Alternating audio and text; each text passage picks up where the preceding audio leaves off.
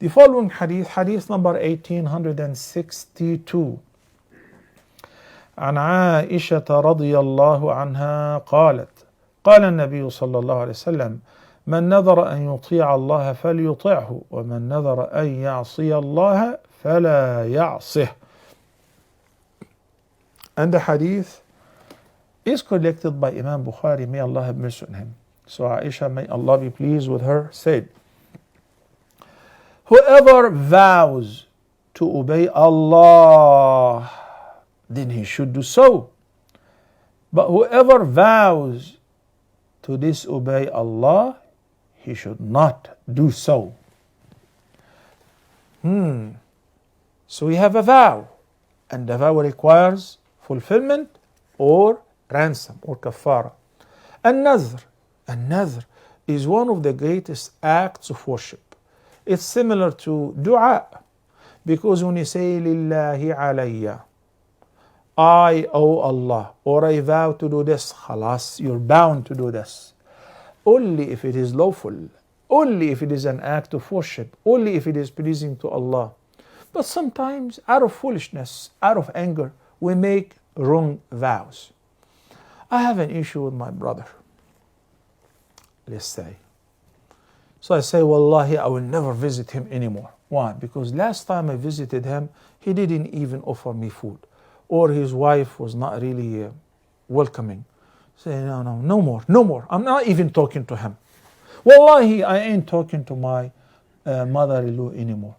And you say to your wife, Wallahi, she's never setting a foot in my house. Why not? Well, every time she comes empty-handed.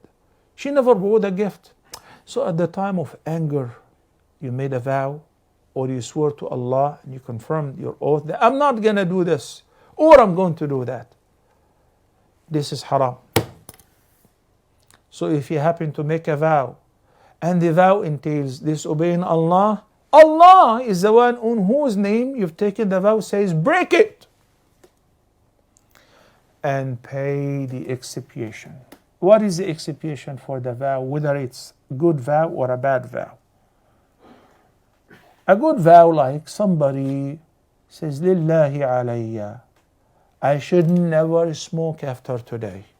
He attended the khutbah, and the Imam was talking about the medical references with regards to the harms which happen due to smoking, to yourself and to those who are around you, and the Quranic references pertaining to the prohibition of every harmful thing. So mashallah, the guy in the khutbah said, even without uttering a word, I vow that I would never smoke afterward. And Nabi sallallahu alaihi wasallam said, this is a good vow, you should fulfill it. Man nadara an yuti' Allah falyutah. But again, I was upset at work, or the traffic was really bad, so I pulled out a cigarette and I smoked. This is haram, definitely. Haram from two different ways. Smoking itself is haram, and also remember, you've taken a vow. You said, I will never watch porn anymore. Every time you do the same vow, then you watch it again. So what is the expiation? The expiation, if you have made a vow to obey Allah and you broke it or you violate it, is the same like the expiation whenever you make a vow which is haram, and Nabi sallallahu alaihi wasallam said you should break it. He said, I will never talk to my brother or my brothers or my sister. This is haram. So Nabi is ordering you to break that vow and pay the expiation. What is the expiation before we take a break? In Surah Al-Ma'idah, chapter number 5, the Almighty Allah says, وَلَكِنْ يُؤَاخِذُكُمْ بِمَا عَقَّدْتُمُ الْأَيْمَانَ فَكَفَّارَتُهُ إِطْعَامُ عَشَرَةِ مَسَاكِينَ مِنْ أَوْسَطِ مَا تُطْعِمُونَ أَهْلِيكُمْ أَوْ كِسْوَتُهُمْ أَوْ تَحْرِيرُ رَقَبَةٍ فَمَنْ لَمْ يَجِدْ فَصِيَامُ ثَلَاثَةِ أَيَّامٍ ذَلِكَ كَفَّارَةُ أَيْمَانِكُمْ إِذَا حَلَفْتُمْ. I know many of you say, Sheikh, this is concerning the oath. Aymanikum, plural of yameen, which is an oath. And it is the same expiation in the case of making a vow. Because a vow is like an oath when you say, Wallahi, I will do. Wallahi, I will not do. This is a vow. So if you break it, there is an expiation. And Nabi Sallallahu Alaihi Wasallam says, in the case of a good vow, please stick to it.